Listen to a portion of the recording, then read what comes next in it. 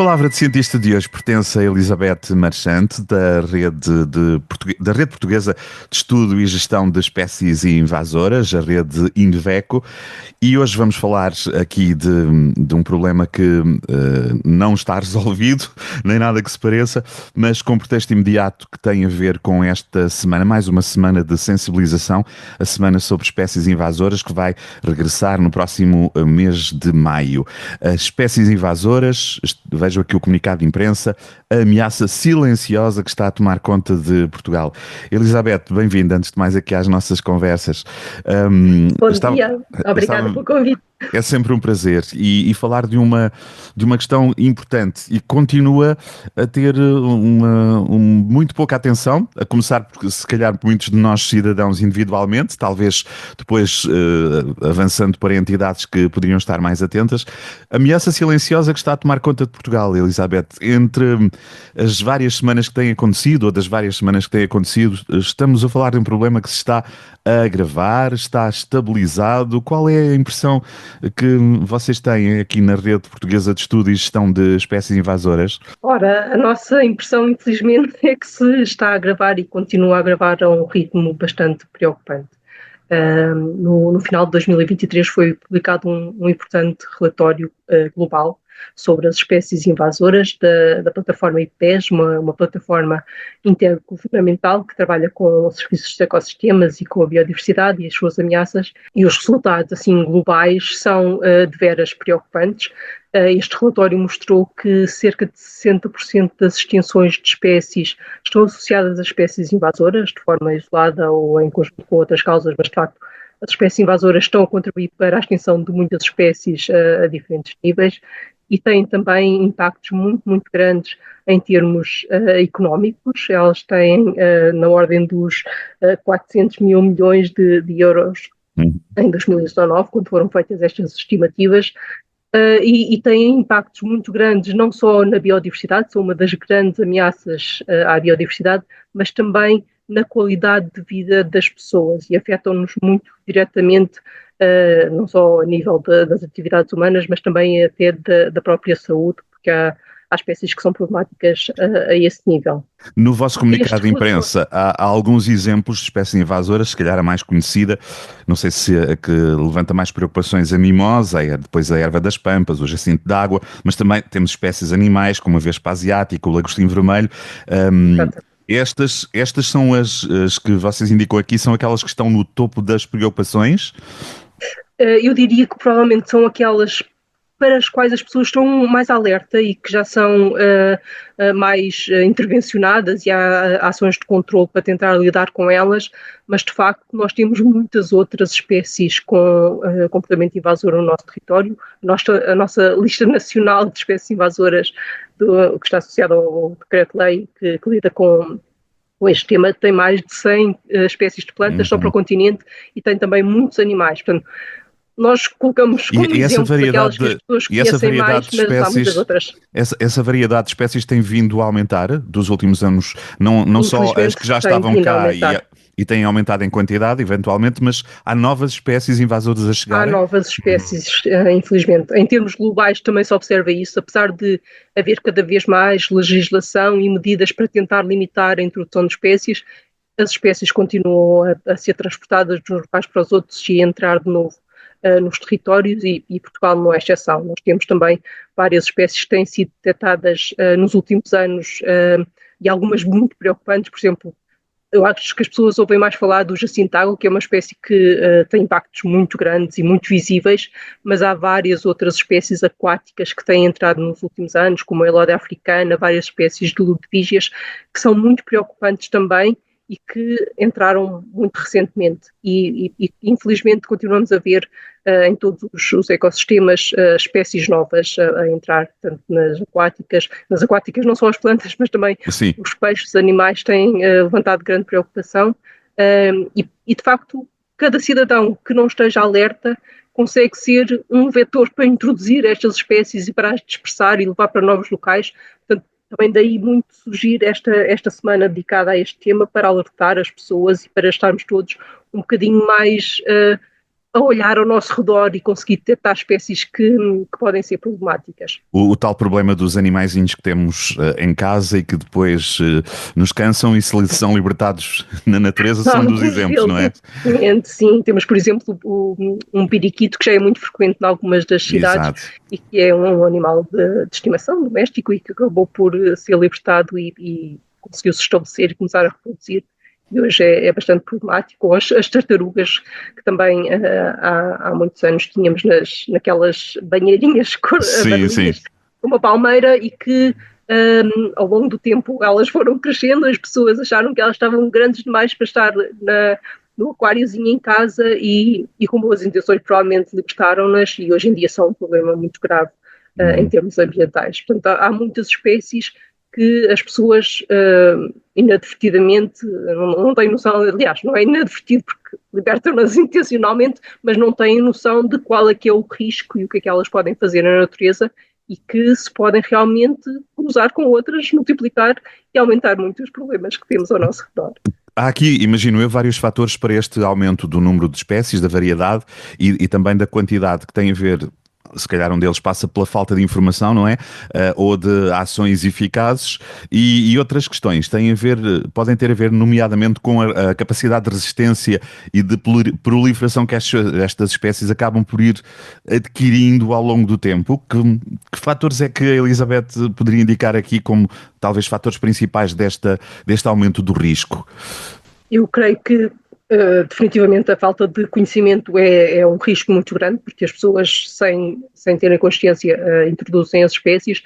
Muitas espécies de plantas, por exemplo, são introduções intencionais que as pessoas colocam no jardim, nas áreas urbanas, e que depois acabam por se espalhar.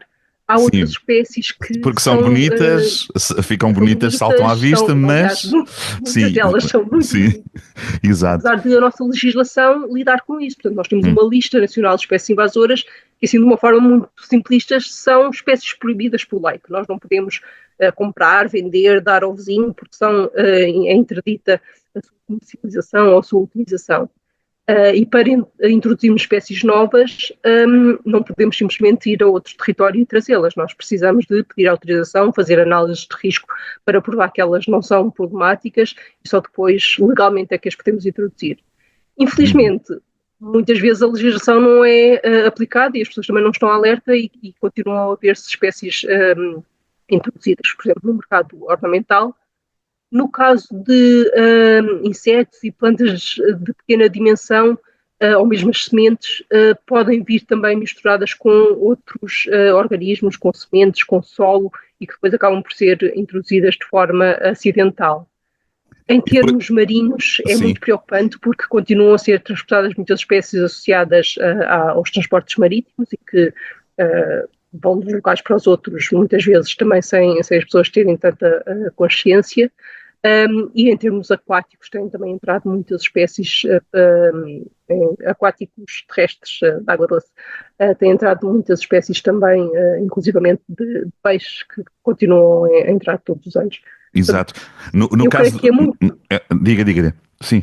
Eu creio que é muita falta de conhecimento, mas hoje em dia, pelo menos a nível das entidades, eu acho que há mais conhecimento. Há, se calhar, uma dificuldade em conseguir fazer a fiscalização e a implementação dos planos que já existem de vigilância, para conseguir ser mais eficaz na maneira como prevenimos a entrada das espécies. Porque depois há também as questões que exigem saber, que são as técnicas de combate. Não é qualquer técnica de combate que é eficaz. Lembro-me, por exemplo, até das nossas conversas anteriores, no caso da mimosa, que é um caso mais conhecido, talvez, que é: não basta chegar lá, cortar ou queimar ou fazer qualquer coisa do género, não é? Porque aí, se calhar estão a fazer exatamente o contrário do que deviam e a propagar a espécie, não é? Nós costumamos dizer, a brincar, que precisamos conhecer o inimigo para conseguir lidar com ele. E a mimosa, como várias das outras espécies lenhosas, muitas vezes o corte é só piorar a situação e não se consegue fazer o controle. Portanto, para fazer controle eficaz, é preciso metodologias mais eficazes, que dependem muito dos contextos, mas podem passar, por exemplo, por descasques quando a quantidade é pequena, e que são bastante eficazes, matar as aves de pé, por assim dizer, e que conseguimos evitar depois os rebentos, ou cortes sucessivos, ou nas situações em que é possível fazer um corte e uma aplicação de herbicida. Portanto, o tipo de contexto onde as espécies aparecem vai justificar medidas diferentes, mas sempre com a consciência que as características que elas têm que ser combatidas. Por exemplo, nas acácias, sabemos que elas rebentam após o corte, não vamos fazer um corte sem mais nada porque sabemos que vai piorar. Além disso, têm bancos de sementes que ficam no solo durante dezenas de anos quietinhas à espera de condições para germinar. Quer dizer que também não podemos ignorar isso quando fazemos o controle. E Claro. cada espécie tem as suas características próprias, vai exigir estratégias e medidas diferentes para conseguirmos ter mais sucesso nas medidas que aplicamos. Aliás, então no meio aquático a intervenção tem que ser feita com todos os cuidados e todo o conhecimento, não é? Principalmente por causa das outras espécies, não é? Intervir junto de uma infestação de lagostim vermelho ou do próprio jacinto de água, estamos a falar de zonas aquáticas, portanto aí há que trabalhar com todo o saber, não é? Exatamente, e é preciso, uma mensagem muito importante, é preciso muito longo prazo. A maioria destas espécies não se conseguem controlar só com uma intervenção e é muito importante tentar investir os recursos que temos, que são normalmente limitados, nas áreas onde a probabilidade de sucesso é maior. E isto quer dizer, normalmente, áreas onde as espécies ainda estão no início da dispersão, onde não estão ainda bem estabelecidas, para conseguirmos eliminar o problema antes dele alastrar. Porque quando já temos o espelho de água completamente tapado, depois o investimento é muitíssimo maior e é muito mais difícil ter bons resultados. E eu acho que as palavras-chave são priorização, portanto, estabelecer prioridades e não fazer tudo, porque se tentamos fazer tudo, muitas vezes acabamos por não fazer nada. Claro. E depois ter sempre um investimento maior na prevenção, na detecção precoce e eliminação de pontos que ainda estão no início ou de espécies que ainda estão no início, e também assegurar uma intervenção a longo prazo, porque senão muitas vezes o que estamos a fazer é fazer uma intervenção que não vai ter bons resultados e estamos a gastar os recursos sem conseguir ser eficazes. E quem é que temos, não sei se a nível de municípios, de regiões, de institutos ligados ao ambiente, onde é que estão as equipas? Onde é que está este saber? Quem é que vai para o terreno? As coisas, se há uma autarquia, por exemplo, pensando a nível de uma autarquia tem consciência, ou sabe que tem uma zona de problemática de invasão de espécies invasoras, vai bater à porta de quem, Elizabeth? Como é que está a nossa organização em termos de país para aplicarmos este saber no terreno? Eu creio que hoje em dia já há muito mais a noção das autarquias, das entidades que estão no terreno que precisam de agir.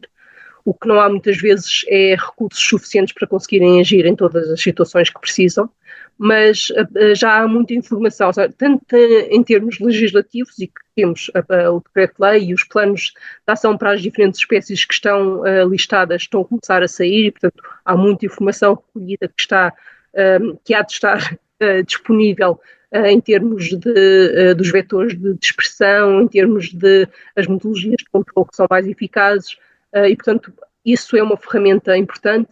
Mas depois na academia também têm surgido vários projetos que são muitas vezes aplicados e que são em conjunto com autarquias, com as entidades do terreno, e que têm não só testado metodologias e implementado no terreno, como também disponibilizado informação que depois pode ajudar outras entidades a conseguir fazer isso. Posso lhe dar, por exemplo, o exemplo de um projeto que nós tivemos há um tempo em que fizemos muitas ações de formação com várias entidades, principalmente municipais, aqui na zona centro, e que depois no final produzimos um manual de boas práticas para o controle de espécies invasoras lenhosas de plantas, e que tem sido distribuído e que tem chegado a muita gente, de forma que as pessoas tenham informação que possam seguir de uma maneira mais fácil e de fácil acesso, para conseguirem, quando têm recursos, ter mais eficácia e melhores resultados naquilo que estão a fazer. Estas semanas, esta semana, no caso, recordo que vai acontecer 3 a 11 de maio, integra também outros projetos a nível ibérico. Este trabalho que vocês vêm fazendo ao longo do ano, não é só nesta semana, é um trabalho ibérico. Esta escala ibérica, o que é que traz de importante, Elizabeth? Ora, traz que nós não temos, que nós temos fronteiras políticas, mas que as espécies não as Exato. veem. As espécies não têm fronteiras, sim. Não, continua. Portanto, nós temos em comum com Espanha muitas espécies invasoras. Portanto, esta semana, é verdade que esta semana começou em 2020 apenas com Portugal, mas depois logo no ano a seguir passamos a realizá-la com os nossos vizinhos Uhum. espanhóis. E temos estado envolvidos não só a SPECO, a rede de espécies invasoras da SPECO, mas também a plataforma invasoras.pt, que são investigadores aqui da Universidade de Coimbra e do Instituto Politécnico de Coimbra, e depois dois projetos ibéricos que no início estavam a decorrer quando nós começamos, o Life Invasa Aqua e no início o Life Stop Cortadéria, mas que entretanto o Invasa Aqua já terminou oficialmente, por assim dizer, mas continua Sim. a estar envolvido, e o Stop Cortadéria deu origem a um novo projeto que é o Clube Cortadéria, que está agora a decorrer. E depois, mais recentemente, juntou-se a nós o grupo de especialistas em invasões biológicas espanhol, mas nós somos apenas os promotores, porque de facto o que é importante nesta semana é que centenas de outras entidades juntam-se a nós, organizando atividades um bocadinho por todo o país, toda a Península Ibérica e ilhas, de maneira a chegar a muitas pessoas diferentes, a muitos públicos diferentes. Nós, por exemplo, o ano passado, uma estimativa por alto, chegamos a cerca de 25 mil participantes diretos, o que é um número É muito bom. encorajador. E tivemos mais de 230 entidades a organizar atividades, com um total de quase 400 atividades, o que para um tema que é, apesar de tudo, ainda muito desconhecido e que não chama muita atenção, eu creio que é encorajador ver tanta gente a alertar, e com atividades muito diversas que vão desde palestras online ou presenciais, de ações no terreno em que as pessoas vão realmente fazer controle de espécies com as entidades, de ações em que vão registar as espécies, exposições, vídeos, muito diversas, mas que no seu conjunto conseguem chegar a muitas pessoas, que é o que nós queremos, Claro. ir alertar os cidadãos. E há aqui também, imagino, é uma troca de saberes. Há experiências, se calhar, bem-sucedidas em Espanha, Exatamente. por exemplo, que vocês trazem para cá, Aprendemos esses exemplos, e o contrário também, não é? Exatamente. Aprendemos todos uns com os outros, e isso é muito importante. Aliás, a rede Inveco, que é portuguesa, mas que muitas vezes colaboramos também com os nossos vizinhos espanhóis, é uma rede informal, associada à Sociedade Portuguesa de Ecologia, mas que o seu objetivo é realmente fazer rede e fazer com que as pessoas entrem em contato umas com as outras e possam partilhar conhecimentos, sabedoria, experiências, dúvidas, e pôr as pessoas a falar umas com as outras, que é o mais importante para conseguirmos melhores resultados e mais pessoas alerta. Claro. Estas semanas são sempre semanas de maior visibilidade, um dos objetivos também é esse, de maior visibilidade do problema e das soluções e, enfim, dos desafios que as invasoras trazem ou deixam. Claro que o vosso trabalho não é só nesta semana, é um trabalho ao longo de todo o ano, mas imagino eu, até pela quantidade de entidades, associações, de cidadãos que individualmente participam nestas semanas, há muita recolha de informação, portanto não é só aqui não é só a exposição propriamente dita, há também um momento de grande recolha de informação, de levantamento das espécies. Estas são semanas em que a vossa base de dados, digamos assim, aumenta bastante. É importante também nessa perspectiva, imagino eu, não é? Ou seja, todas as entidades que estão envolvidas na promoção são entidades que trabalham normalmente durante todo o ano com espécies invasoras e, portanto, apesar de não estar concentrado nesta semana, nós temos atividades relacionadas com divulgação e com promoção dos vários resultados que temos em termos científicos durante todo o ano.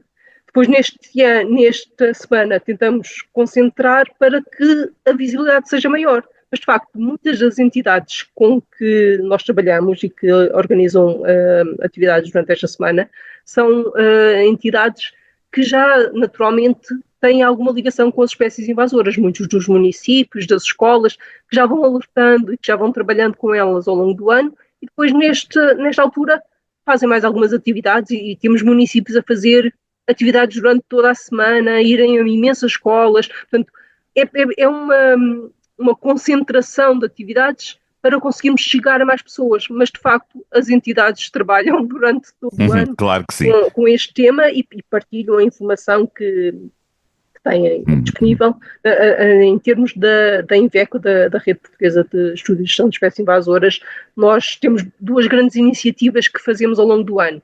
Uma delas é esta Semana sobre Espécies Invasoras e a outra é um webinar que fazemos às terceiras quartas-feiras do mês, que chamamos Invasoras às Quartas, e que todas as terceiras quartas-feiras nós temos um palestrante convidado para falar sobre um tema relacionado com as espécies invasoras, que tem sido bastante diverso e temos tido desde investigadores, técnicos dos municípios, professores que fazem projetos nas escolas, das entidades estatais que trabalham com espécies invasoras. Portanto, tentamos partilhar com o mundo aquilo que tem sido feito em Portugal e que é muito nas mais diferentes vertentes. E nas últimas sessões temos tido mais de 100, às vezes chegamos a 200 pessoas a participar numa quarta-feira à noite. Isso é muito bom. Uma maneira fácil de conseguir ocupar o serão.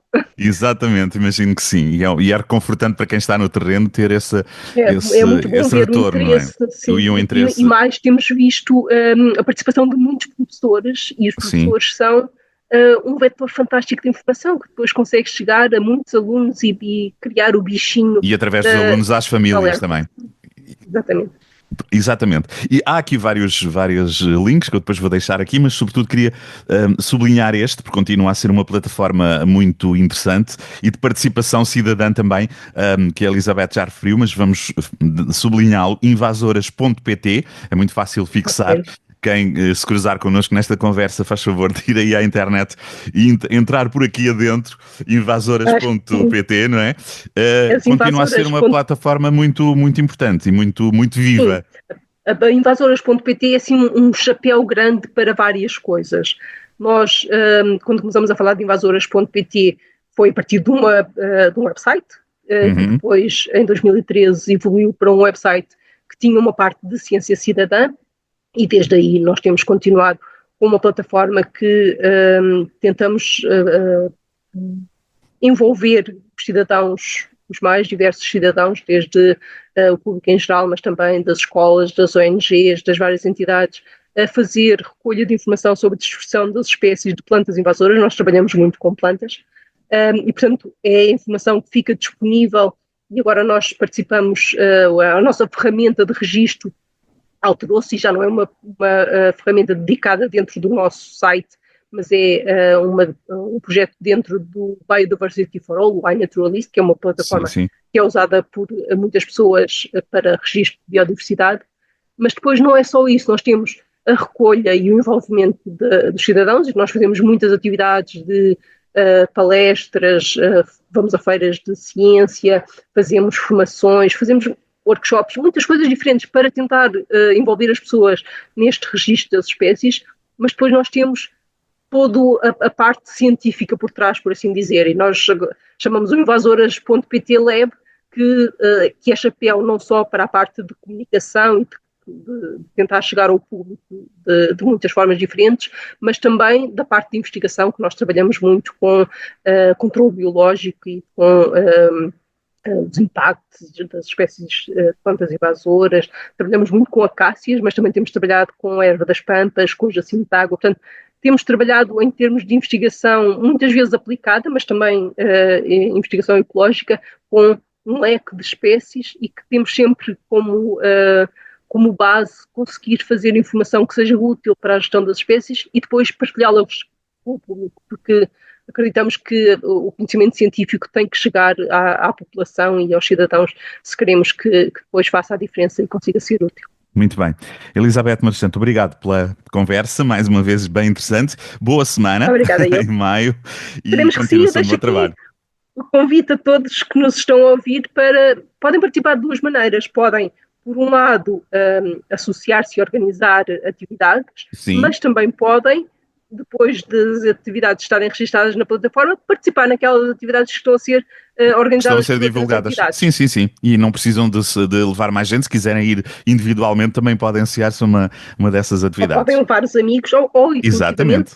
Podem ser grupos de amigos que organizam atividades para ir fazer um percurso em que vão fazer o registro das espécies, para fazer controle numa área que tem autorização. Portanto, não têm que ser entidades formais, Claro, por assim claro dizer, que sim, para participar. claro que sim. E não precisam de ser cientistas, investigadores, terem nenhuma especialização. Isso é um momento em que se junta, diria eu, o muito útil ao muito agradável. Que É são isso, sempre esse contacto direto com a consegue natureza. ser muito entusiasmante. Claro que sim. Obrigado, Elizabeth. Obrigada, eu.